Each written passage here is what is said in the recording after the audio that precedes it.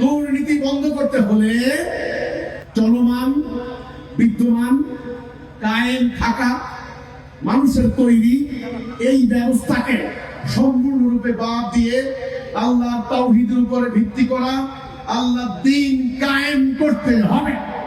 আল্লাহর দ্বীন প্রতিষ্ঠিত হলে দুনিয়ায় শান্তি এবং আখিরাতে মুক্তি অর্জন সম্ভব বলে মন্তব্য করেছেন হিজবুত তৌহিদের সর্বোচ্চ নেতা ইমাম হোসাইন মোহাম্মদ সেলিম। আজ সকাল 10টায় কুষ্টিয়ায় খুলনা বিভাগীয় হিজবুত তৌহিদের উদ্যোগে ধর্মীয় উগ্রবাদ মোকাবেলায় ঐক্যবদ্ধ সংগ্রাম শীর্ষক আলোচনা সভা ও কর্মী সম্মেলনের আয়োজন করা হয়। অনুষ্ঠানে প্রধান অতিথি হিসেবে বক্তব্য দেন সর্বোচ্চ নেতা ইমাম হোসাইন মোহাম্মদ সেলিম। বিভিন্ন শ্রেণী পেশার হাজারো মানুষের উপস্থিতিতে সমাবেশস্থল প্রাণবন্ত হয়ে ওঠে। প্রধান অতিথির বক্তব্যে ইমাম হোসাইন মোহাম্মদ সেলিম বলেন, আমরা আল্লাহর প্রতিনিধি, কিন্তু আজ সমাজে আল্লাহর দ্বীন প্রতিষ্ঠিত নেই। হিজবুত তৌহিদ আল্লাহর জমিনে আল্লাহর দ্বীন প্রতিষ্ঠার লক্ষ্যে কাজ করছে। মানব জীবনের সর্বস্তরে আল্লাহর দ্বীন প্রতিষ্ঠিত হলে দুনিয়ায় শান্তি প্রতিষ্ঠিত হবে এবং আখিরাতে মুক্তি অর্জন সম্ভব। আমাদেরকে আল্লাহ সৃষ্টি করেছেন, কিভাবে আমাদের রাষ্ট্র চলবে, সমাজ চলবে, এর একটা বিধি ব্যবস্থা আল্লাহ দিয়েছেন। এটার নাম আল্লাহ দ্বীন, দ্বীনুল হক, কোরআনের উপরে নির্ভরশীল জীবন ব্যবস্থা। আমি বলেছি তাওহীদ ভিত্তিক জীবন ব্যবস্থা, সভরেনটি অফ আল্লাহ। কাজেই দুর্নীতি বন্ধ করতে হলে চলমান বিদ্যমান কায়েম থাকা মানুষের তৈরি এই ব্যবস্থাকে সম্পূর্ণরূপে বাদ দিয়ে আল্লাহর তাওহীদের উপরে ভিত্তি করা আল্লাহর দ্বীন কায়েম করতে হবে। ওয়াজ করে কোনো লাভ হবে?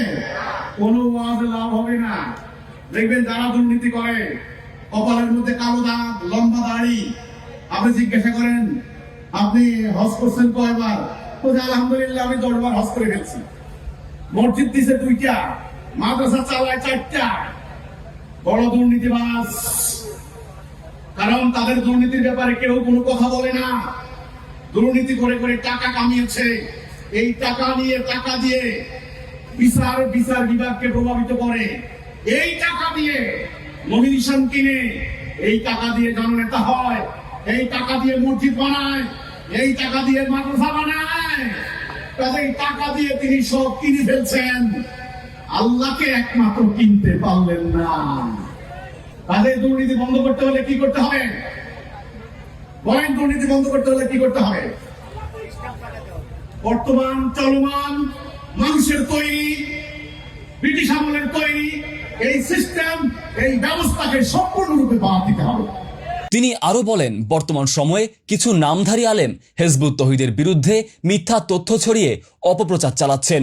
এমনকি প্রকাশ্যে আমাদের জবাই করে হত্যারও হুমকি দেওয়া হচ্ছে। কিন্তু আমরা আল্লাহর পথে শহীদ হওয়ার জন্য প্রস্তুত। ভয় ভীতি প্রদর্শন করে আমাদের দমিয়ে রাখা যাবে না। অনুষ্ঠানে সভাপতিত্ব করেন হিজবুত তৌহিদের খুলনা বিভাগীয় সভাপতি তানভীর আহমেদ। বিশেষ অতিথি হিসেবে উপস্থিত ছিলেন হিজবুত তৌহিদের নারী নেত্রী রুফায়দা পন্নী, বরিশাল বিভাগীয় সভাপতি মোহাম্মদ শফিকুল আলম উকবা, রাজশাহী বিভাগীয় সভাপতি মোহাম্মদ শাহরুল ইসলাম, খুলনা আঞ্চলিক সভাপতি মোহাম্মদ শামসুজ্জামান মিলন, কুষ্টিয়া আঞ্চলিক সভাপতি মোহাম্মদ জসিবউদ্দিন, কুষ্টিয়া জেলা সভাপতি মোহাম্মদ আক্কাস আলী, খুলনা বিভাগীয় নারী নেত্রী মোসাম্মদ জেরিন সাইয়ারা সহ সংগঠনের অন্যান্য নেতৃবৃন্দ।